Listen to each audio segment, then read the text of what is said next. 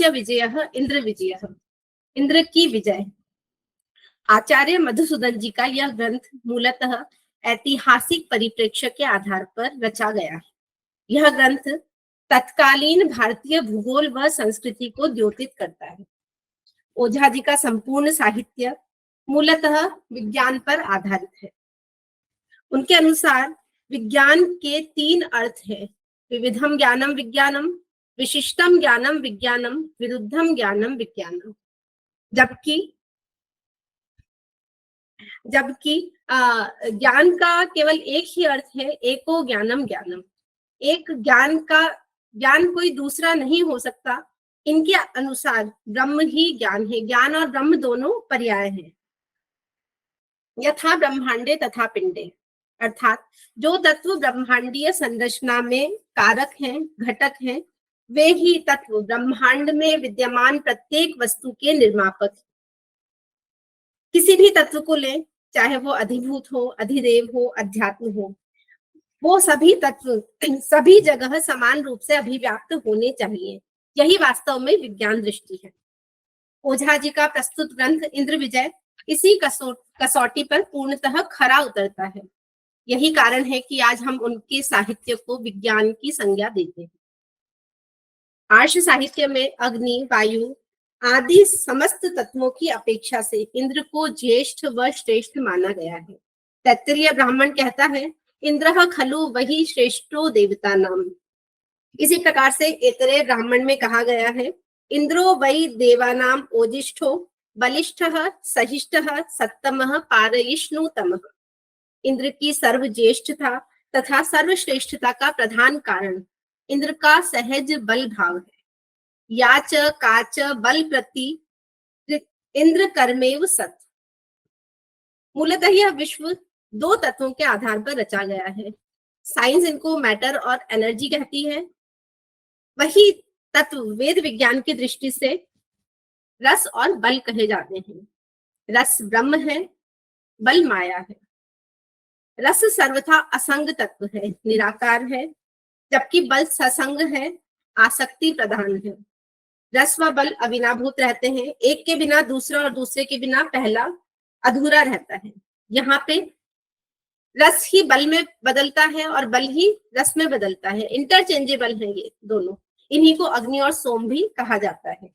बल मूलतः सृष्टि साक्षी है, जबकि रस मुक्ति साक्षी है।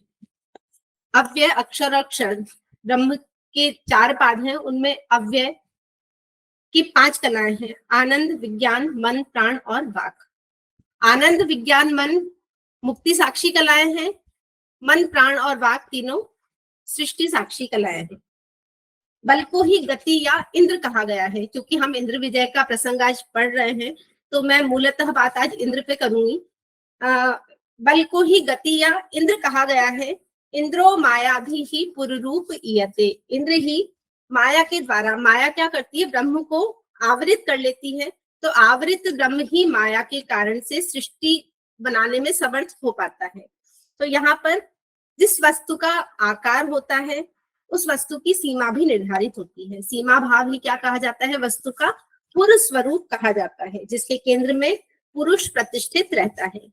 प्रजापतिश्चरति गर्भे, यजुर्वेद संहिता कहती है कि प्रजापति गर्भ में विद्यमान रहते हैं। गर्भ में मतलब माया से आवृत होकर के ब्रह्म रहता है। प्रत्येक वस्तु के केंद्र में पुरुष की प्रतिष्ठा ही इस वक्तव्य का आधार है कि यह सृष्टि पुरुष प्रधान है। पुरुष यहाँ पर आत्मा का वाचक है, न कि नर या पुरुष समाज का, जिसको आजकल मूलतः हम जानते हैं। इंद्र शब्द की निष्पत्ति में भी अनेक तरीके की वक्तव्य इन्होंने प्रचलित किए हैं। इनमें इंद्र धातु से इंद्र शब्द की निष्पत्ति मानी गई है। यहाँ इंद्र से अभिप्राय है सूर्य का प्रकाश। द्युलोक स्थानीय देवों, देखिए भू, भुवः, स्वः 3 त्रिलोकियां हैं। अग्नि, एक ही अग्नि यहाँ से लेके और सूर्य संस्था तक, द्युलोक तक व्याप्त रहता है, लेकिन उसके स्वरूप परिवर्तित होते रहते हैं। ये ही 33 देवता कहे जाते हैं। इनमें 8 वसु पृथ्वी स्थानीय है, 11 रुद्र अंतरिक्ष स्थानीय है और 12 आदित्य द्युलोक स्थानीय है। तो जो द्युलोक स्थानीय 12 आदित्य हैं, उनमें से प्रधान प्राण का नाम इंद्र है। सूर्य चित्तीय पिंड है, इंद्र चित्ते निधेय प्राण है। जैसे पृथ्वी अग्नि गर्भा है, उसी प्रकार से द्युलोक इंद्र से गर्भित माना गया है। यथा अग्नि गर्भा पृथ्वी तथा द्यौरिंद्रेण गर्भिणी। सूर्य से निकलकर यह इंद्र प्राण सर्वत्र व्याप्त हो जाता है, मतलब सारी त्रिलोकियों में ये इंद्र प्राण व्याप्त हो जाता है। सूर्य के बृहत सामने तीनों लोक आते हैं, भू भुवः तथा स्वः, और ये इंद्र प्राण तीनों लोकों को व्याप्त करके सब जगह फैल जाता है। इसी कारण ऋग्वेद में कहा गया है कि इंद्र से अतिरिक्त, इंद्र से रिक्त कोई भी तत्व नहीं है, कोई भी लोक जो है वो इंद्र से रहित नहीं है। नेन्द्राद ऋते पवते धाम किंचना। तीनों लोकों में व्याप्त होने के कारण से ही इस इंद्र को वासव, वासव क्योंकि वो पृथ्वी लोक से संबद्ध है, मरुत्वान अंतरिक्ष लोक से संबद्ध है, तथा मघवा द्यू लोक से संबंधित इंद्र को मघवा कहा जाता है। तो यहाँ पर इंद्र को वासव, मरुत्वान और मघवा तीन नामों से तीन त्रिलोकियों के हिसाब से जाना जाता है। यह इंद्र प्राण 14 प्रकार का होता है। इनमें से एक प्राण है विद्युत, यह भी 3 प्रकार की होती है, ऐन्द्र, सौम्य तथा ध्रुव। तो इनमें से सूर्य से निकलने वाली जो विद्युत है उसको ऐन्द्र कहा जाता है। यही सौर विद्युत आकाश में प्रदीप्त होती है। वर्षा काल में हमें जो बिजली दिखाई देती है, या सूर्य का जो प्रकाश है जो द्युलोक से पृथ्वी लोक तक आता है, वो सारा प्रकाश विद्युत रूप में होता है। यही भौतिक पदार्थों में अभिव्याप्त रहती है। कौशितकी उपनिषद में वर्णित है कि काशी राज प्रतर्दन ने उपासना से इंद्र को प्रसन्न किया। फलतः इंद्र ने इच्छित वस्तु की प्राप्ति का वरदान प्राप्त किया। काशीराज ने अपने अभिलाषा व्यक्त की कि हे इंद्र, मैं आपको पहचानना चाहता हूँ। हे इंद्र, मैं आपको पहचानना चाहता हूँ। तब इंद्र ने अपनी शक्ति का प्रदर्शन करते हुए कहा कि मैं मनुष्य के लिए यही हिततम समझता हूँ। देखिए आप इंद्र का वक्तव्य कि मैं मनुष्य के लिए यही हिततम समझता हूँ कि वह मुझे पहचान जाए। अतः हे प्रतर्दन, तुम मेरी आयु एवं अमृत रूप से उपासना करो। मैं ही प्रज्ञात्मक प्राण हूँ। इस श्रुति में जिस इंद्र का वर्णन है वह सौम्य विद्युत है, अर्थात आत्मा का इसी विद्युत से संबंध है। हमारा आत्मा इसी विद्युत से संबद्ध रहता है। आंख, नाक, कान, मुख, हाथ, पैर आदि शरीर के अंगों में जो एक स्फूर्ति हमें दिखाई देती है, वही सौम्य विद्युत का स्वरूप है। तीसरा है ध्रुव। ध्रुव स्थिर प्राण का नाम है। हम कहते हैं वो ध्रुव प्रदेश है, स्थिर प्रदेश है। निराकार बिंदु का नाम ध्रुव है। यही भूपिंड को आकर्षित किए हुए है। देखिए संपूर्ण ब्रह्मांड में पृथ्वी अपने स्थान पर टिकी हुई है, तो ये उस ध्रुव विद्युत के कारण ही ये पृथ्वी का जो पृथ्वी उससे आकर्षित होकर के अपने स्थान पर टिकी हुई है। जैसे हमारा संपूर्ण शरीर का भार मेरुदंड पर रहता है, उसी प्रकार से भूपिंड की प्रतिष्ठा यह ध्रुव विद्युत है। इसी को भौम, प्राजापत्य, अग्नि भी कहा गया है। अर्थात इंद्र तीनों लोकों में अभिव्याप्त है। इसीलिए इंद्र की ये गर्भोक्ति ही कहा जा सकता है, या इंद्र अपना वास्तविक स्वरूप बता रहे हैं कि सब जगह मैं ही व्याप्त होता, मेरे स्वरूप का ज्ञान आपको अवश्य होना चाहिए। तो यहाँ पर अधिभूत, अधिदेव और अध्यात्म तीनों में ही इंद्र अभिव्याप्त रहता है। अतः यह इंद्र विजेता है, राजा है। वेदों में इसकी महिमा व पराक्रम को अनेकधा वर्णित किया गया है। आज इंद्र विजय के जिस अंश पर मुझे कुछ कहने का अवसर दिया जा रहा है वह है दस्यु निग्रह। ओझा जी की विज्ञान दृष्टि में दस्यु जाति विशेष नहीं है। कृष्ण का कथन है कि चातुर्वर्ण्यम मया सृष्टा गुण कर्म विभागशः। कृष्ण का यह विभाग समस्त चराचर जगत के लिए है। देव, मनुष्य, गंधर्व, पशु, पक्षी, यहाँ तक कि रत्न, कीट आदि सभी 84 लाख योनियों में ये वर्ण व्यवस्था अभिव्याप्त है। प्रथमतः यदि हम देव के चातुर्वर्ण्यों पर प्रकाश डालते हैं, यदि हम देवताओं के 4 वर्णों की श्रेणियों में देखते हैं, तो वहां पर वसु, रुद्र, आदित्य व पूषा ये 4 देवता हैं। इन चारों प्राकृतिक देवताओं में वसु प्रातःकालीन देवता है और इनका छंद गायत्री है। रुद्र मध्याह्न के देवता है, इनका छंद त्रिष्टुप है। आदित्य सायकाल के देवता है, इनका छंद जगती है। तथा पूषा पूर्व रात्रि के देवता हैं, इनका कोई छंद नहीं है। इसी आधार पर मानव को भी 4 भागों में, 4 वर्णों में विभाजित किया गया है। सूर्य आत्मा जगतस्तस्तु षष्ठ, अर्थात सूर्य ही समस्त चराचर जगत में अभिव्याप्त रहता है, इसी कारण सूर्य हमारा आत्मा कहा जाता है। छंद भेद से एक ही सूर्य की 4 अवस्थाएं हो जाती हैं। गायत्री छंद से छंदित होकर के वही सूर्य प्राण शक्ति का प्रसार करता है, ज्ञान शक्ति का प्रसार करता है। वसु प्राण की प्रधानता वाला वर्ण ब्राह्मण है। त्रिष्टुप छंद से युक्त देवता रुद्र देवता क्रिया शक्ति का प्रसार करने वाले हैं, और इनसे युक्त जो वर्ण है वो क्रिया की प्रधानता के कारण क्षत्रिय कहलाता है। जगती छंद से छंदित आदित्य प्राण जो है वो अर्थ शक्ति का प्रसार करने वाले हैं, इसी कारण इससे युक्त वर्ण को वैश्य कहा जाता है। पूर्व रात्रि का सौर प्राण अछंद स्वच्छंद है, उसी को हम पूषा प्राण कहते हैं। और पूषा प्राण क्या है? पारतंत्र वृत्ति का प्रसार करने वाला है, सेवा भाव से जुड़ा हुआ है। जिसमें इस प्राण की प्रधानता होती है उसी को हम शूद्र कहते हैं। जिसके आत्मा में देव प्राण विकसित हो, ऋषियों ने उसे देव वर्ण उसे वर्ण कहा है, तथा जिसके आत्मा में देव प्राण विकसित नहीं होता उसको अवर्ण कहा गया है। जिस शूद्र में पूषा प्राण नहीं रहता उसे असत शूद्र की कैटेगरी में रखा है उन्होंने। अवर वर्ण है, ये भी 4 प्रकार के कहे हैं इन्होंने, अंत्यज, अंत्यवसायी, दस्यु व म्लेच्छ। इस आधार पर दस्यु मूलतः अवर्ण है, देव विरोधी प्राण है, आसुरी प्राण है। प्रजापति की 2 संतानें हैं, देवता और असुर। देखिए सृष्टि में न कुछ अच्छा है न कुछ बुरा है, क्योंकि जो सब कुछ है वो सब ब्रह्म की कृति है, तो ब्रह्म की कृति में कुछ भी न अच्छा है न बुरा है। यहाँ पर सिर्फ जन्म व्यवस्था जो है वो हमारे गुण और कर्मों के आधार पर निर्धारित की गई है। ऐसा नहीं है कि अमुक जाति अमुक वर्ण ब्राह्मण के घर में पैदा हुआ जो बालक है वो ब्राह्मण ही होगा, उसका आधार जन्म लेना नहीं है। जन्म लेके भी वो अगर ब्राह्मण का कर्म कर रहा है, जन्म लेकर ब्राह्मण के घर में वो क्षत्रिय का कर्म कर रहा है, तो डेफिनेटली उसका जो वर्ण होगा वो क्षत्रिय वर्ण होगा। तो ये सब चीजें हमारी वर्ण व्यवस्था जो है, आज हमने इसको जाति व्यवस्था में बना दिया है, तो ये सब चीजें उचित नहीं है। यहाँ पर पूरा वैज्ञानिक वर्णन ओझा जी ने किया हुआ है। तो उनके अनुसार क्या है कि प्रजापति की 2 संतानें हैं, देवता और असुर। देवता 33 है और असुर 99 है। देवासुर संग्राम के बारे में तो हम सभी जानते हैं। अब हम भौगोलिक दृष्टि से अगर विचार करें तो मनु के अनुसार पूर्व समुद्र से आरंभ कर पश्चिम समुद्र पर्यंत संपूर्ण प्रदेश आर्यावर्त है।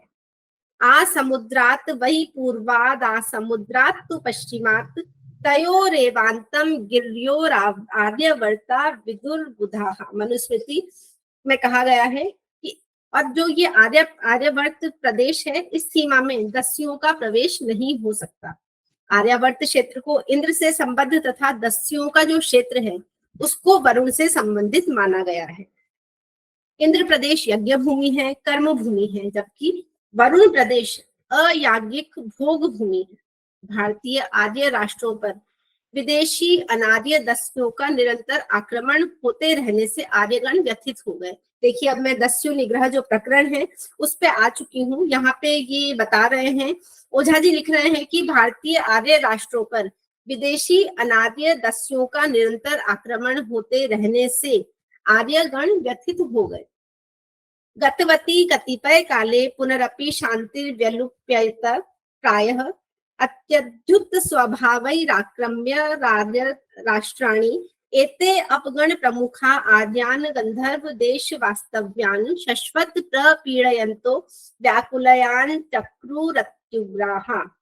अब इन व्यथित राजाओं में कौन कौन दस्युओं के आक्रमण से कौन राजा पीड़ित हुए और किन दस्युओं ने आक्रमण किया उसका वर्णन करते हुए ओझा जी ने लिखा है। 2 या 3 उनके अध्याय हैं उनमें, लेकिन यहाँ पे मैंने सारे एक साथ इकट्ठे कर लिए कि कौन राजा व्यथित हुए। तो व्यथित आर्य राजाओं में दशद्यु, श्वेत्रेय, सव्य, आयुराज, वैदथिन, ऋजिश्वा, वय, चतुर्वर्याण, सुश्रवा, अतिथिग्व, दभीति, वसंती, पुरुषंती, वृषगिर, पीठिना आदि प्रमुख है। दस्युओं में षड्ग्रभी, शुष्ण, वेश, पिप्लु, मृगय, बंगृद, करंज, पर्णय, चमूरी, धुनी आदि हैं। इनके परस्पर जो इनमें युद्ध हुआ, उस युद्ध में 60,000 योद्धा मारे गए।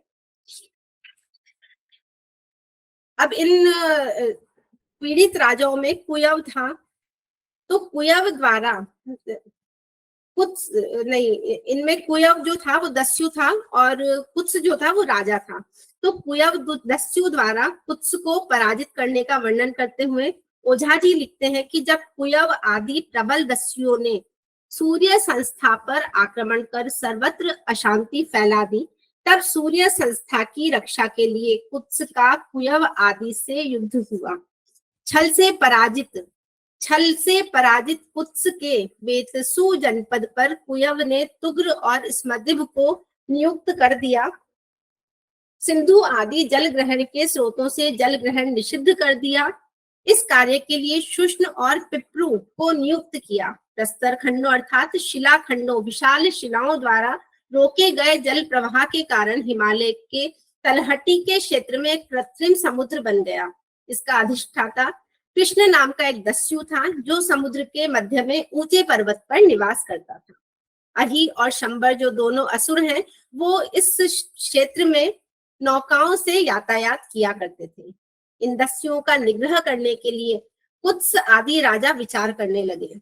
तब घोर प्रगाथ ने उन्हें सलाह दी कि तुम इंद्र को सहायता हेतु इंद्र का आह्वान करो। ओझा जी की इंद्र की स्तुति परक ऋग्वेद के अष्टम मंडल के सूक्तों को उद्धृत किया है। ओझा जी ने इंद्र की किन सूक्तों के माध्यम से स्तुति करनी चाहिए वो ऋग्वेद से उन्होंने उद्धृत किए हैं।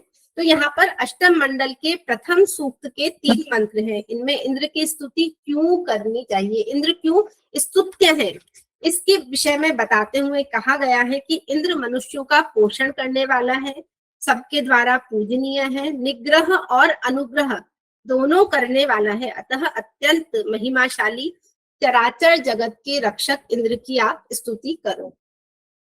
पुनः अष्टम मंडल के 62वें व 65वें सूक्त में काण्व प्रगाथ द्वारा की गई इंद्र की स्तुतियां वर्णित की गई हैं, इनमें जिनमें इंद्र की महिमा का निरूपण किया गया है।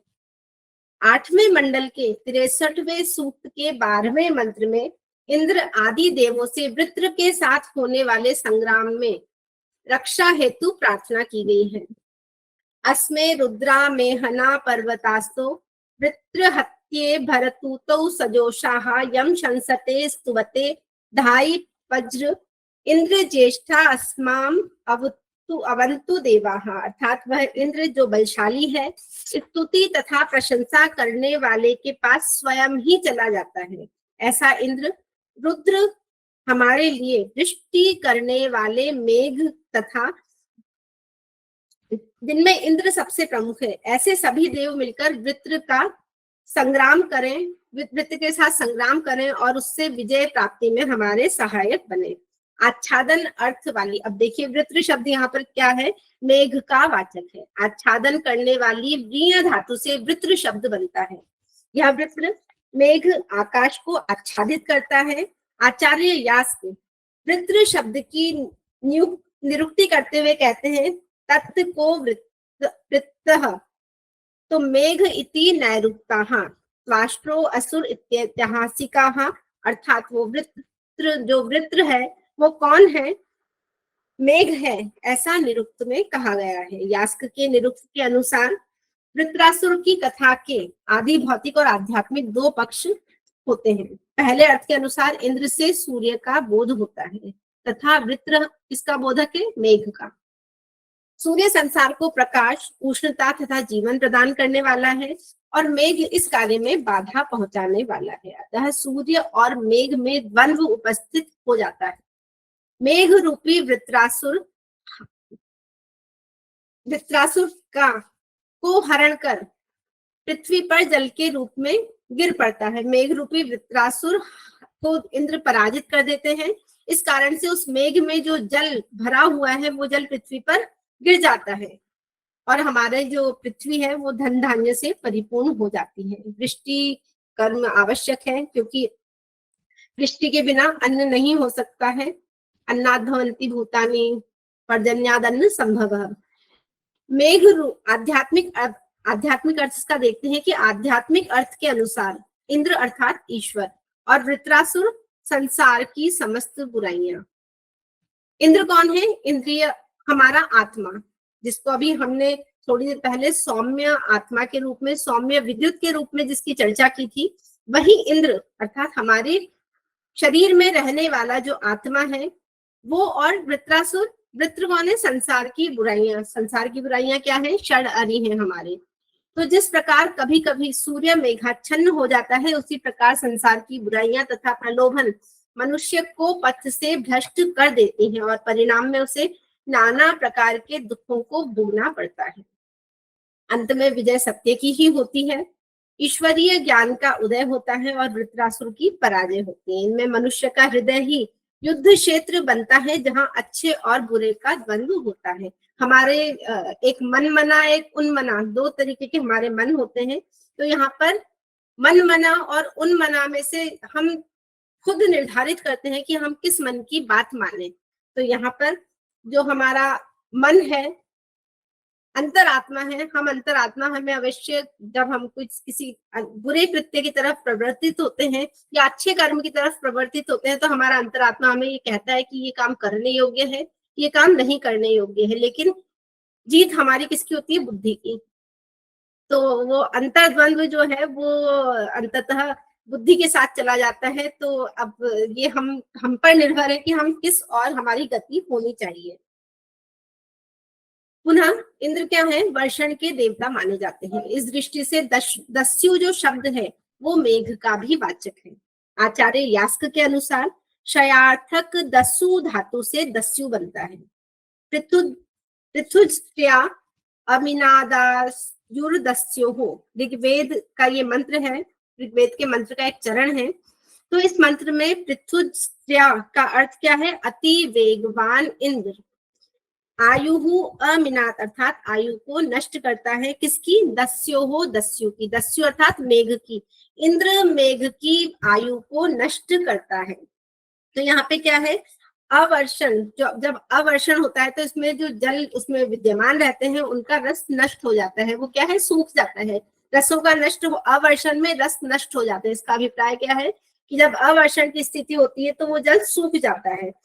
कर्माणि उपदासयति अर्थात यह अनावृष्टि समस्त शुभ कर्मों को नष्ट कर देती है। तम दस्युम वैश्वानर अग्नि ही हनन, उस दस्यु को वैश्वानर अग्नि हनन कर देता है, नष्ट कर देता है। इसीलिए प्राचीनों के अनुसार आदित्य ही क्या है?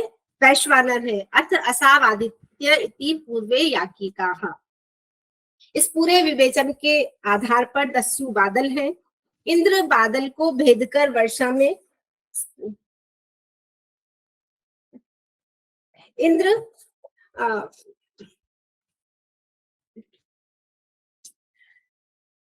एक सेकेंड, इंद्र क्या करता है? उस बादल को भेद करके वर्षा में सहायक बनता है। वर्षण ही समृद्धि का हेतु है। अतः दुर्भिक्ष अवस्था में जब अकाल पड़ जाता है, उस अवस्था में अवर्षण के कारण क्या है? घोर विपत्तियां आ जाती हैं। तब आर्यजन यज्ञादि के द्वारा देवताओं को प्रसन्न करते हैं। इंद्रदेव से धन, दान, धान्य आदि की प्रार्थना करते हैं। इसी प्रसंग में ऋग्वेद के दशम मंडल में पुरुरुवा उर्वशी संवाद सूक्त है 10:95, उसके 7वें मंत्र में कहा गया है, उर्वशी कहती है, हे पुरुरुवा, असुरों के साथ महान संग्राम के लिए और दस्युओं के हनन के लिए इंद्र आदि देवों ने अपने वीर्य से तुमको बढ़ाया, अर्थात तुम्हारा संवर्धन किया। किसका संवर्धन किया? पुरुरुवा का। यह मूलतः ऐतिहासिक वर्णन है जिसमें इंद्र पुरुरुवा आदि का मानवीकरण किया गया है। इस रूप में यह क्या है? आदि भौतिक अर्थ है। इस रूप में ये पुरुरुवा क्या है? आदि भौतिक अर्थ में आ रहा है। यास्क इसमें क्या कहते हैं कि पुरुरुवा क्या है? मध्यम स्थानीय वायु है। अंतरिक्ष स्थान में जो प्रवर्तित बहने वाला वायु है वो कौन है? पुरुरुवा। वो क्या करता है? बहुत अधिक शब्द करता है। शब्द करना मतलब गर्जन करता है। वो बहुत अधिक गर्जन करता है। इसी कारण पुरुरुवा के वर्षा काल में उत्पन्न होने पर बहुत सारे जल आकर के उसके पास इकट्ठे हो जाते हैं। स्पंदन धर्मादल स्वयं गति करने वाले हैं, वे इस पुरुर्वा को बढ़ाते हैं। अर्थात इस पुरवाई, हम कहते हैं पुरवाई चल रही है, तो यहाँ पर आज वर्षा का समय अच्छा है। अब यहाँ पर दूसरा शब्द क्या आता है, महे रणय, महान संग्राम के लिए। तो महान संग्राम क्या है, मेघ के साथ संघर्ष करना है। किसके लिए, दुर्भिक्ष को हटाने के लिए मेघ के साथ युद्ध करना है। दस्यु हत्याएं, दुर्भिक्ष क्या है, दुर्भिक्ष नाश के लिए मरुत आदि देव बढ़ते हैं, गति करते हैं। इस गति में कौन सहायक होते हैं, इंद्र आदि देव सहायक होते हैं। दस्यु को शत्रु व इंद्र को मित्र देव माना जाता है। अब हम दस्यु निग्रह जो शब्द है मूल, उस दस्यु निग्रह के आदि दैविक और आदि भौतिक पक्ष के बाद आध्यात्मिक पक्ष की ओर चलते हैं। यहाँ दो शब्द हैं, दस्यु और निग्रह। देखिए दस्यु क्या है, परिग्रह का वाचक है। परिग्रह अर्थात भंडारण, चीजों को इकट्ठे करने की प्रवृत्ति। और क्या है दूसरा शब्द, क्या है, निग्रह। निग्रह क्या है, छोड़ना, कामनाओं का अभाव। दस्यु परिग्रह है, कामना है, और निग्रह क्या है, प्रत्याहार है, कामनाओं का अभाव है। कामना ही जीवन की निरंतरता है। 84 लाख योनियों में जन्म लेने का कारण कामना है। ये ले लो, वो मिल जाएगी, मिल जाएगी, सब कामनाएं हमें 84 लाख योनियों में भटकाती हैं। इसी कामना से जगत की सत्ता बनी हुई है। ब्रह्म की भी कामना थी, एको हम बहुश्याम। उसे पता नहीं था कि एको हम बहुश्याम होते ही मैं कितना मेरा विस्तार होगा और मैं स्वयं ही अपने आप को भूलने लगूंगा। प्राप्त करते रहने की इच्छा ही व्यक्ति को अपने अधीन कर लेती है, बंधन में जकड़ लेती है। आत्म संयम का अभाव ही इसका मूल कारण है। हमारी और चाहिए इस प्रवृत्ति में आत्म संयम का अभाव रहता है, यही परिग्रह की ओर प्रेरित करता है। अतः आत्मा के स्वरूप का ज्ञान हमें हो, इसमें बाधक जो है, जो हमारा शत्रु है, उसी को दस्यु कहा गया है। आत्मा के 6 शत्रु हैं, षड अरि है, काम, क्रोध, लोभ, मोह, मद और मात्सर्य। गीता में काम, क्रोध और लोभ तीनों को ही नरक का द्वार कहा है। त्रिविधम नरकस्येदम, कामना इसका मूल कारण है। कामना का होना ही नाश का प्रमुख कारण है। कृष्ण कह रहे हैं कि विषयों का चिंतन करते समय मनुष्य की उनमें आसक्ति उत्पन्न हो जाती है। आसक्ति से कामना उत्पन्न होती है, कामना से क्रोध, क्रोध से निर्णय शक्ति हमारी धूमिल हो जाती है, और उसके कारण से स्मृति भ्रम हो जाता है। जब स्मृति भ्रम हो जाता है तो बुद्धि नष्ट होती है, और बुद्धि नष्ट होने पर व्यक्ति स्वयं ही विनाश को प्राप्त हो जाता है। ध्यायतो विषयान पुंसः संगस्तेषुपजायते, संगात संजायते कामः, कामात् क्रोधो विजायते, क्रोधात् भवति सम्मोहः, सम्मोहात् स्मृति विभ्रमः, स्मृति भ्रंशात् बुद्धिनाशो, बुद्धिनाशात् प्रणश्यति।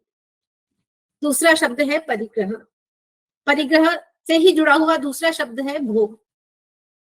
तो पृथ्वी का जो पूर्वार्ध है, उत्तरी गोलार्ध और दक्षिणी गोलार्ध, तो जो पूर्वी भाग है पृथ्वी का, वो पूर्वी क्षेत्र इंद्र का है, अग्नि का है, अध्यात्म का क्षेत्र है। उत्तरार्ध वरुण का है, सोम का है, भोग का क्षेत्र है, लक्ष्मी का क्षेत्र है, अथर्व है। अब यहाँ पर आज उपभोक्तावाद का चरम, आज का जो युग है वो उपभोक्तावादी युग है। इसमें उपभोग ही प्रधान रह गया है। तो इस उपभोक्तावादी युग में आज संसाधनों के दोहन की सारी हदें पार हो चुकी हैं। हमें किसी भी चीज के दुर्दोहन में कहीं भी चिंता करने की आवश्यकता ही महसूस नहीं होती। अपने उपभोग की सामग्री में वे विनाश के मार्ग खोलने में भी हम पीछे नहीं हट रहे हैं। प्लास्टिक हो, परमाणु बम हो, या 5G को ही आप ले लीजिए, ये सभी साधन क्या है, विध्वंस के साथ जुड़े हैं। इन साधनों से हमारा स्वयं का नुकसान हो रहा है। इसको यदि हम नहीं समय रहते अवेयर हुए तो हमारा सबका बच पाना, इस सृष्टि का बच पाना संभव नहीं होगा, क्योंकि पर्यावरण व प्रकृति से छेड़छाड़ के परिणाम स्वरूप ही ग्लोबल वार्मिंग को हम देख सकते हैं।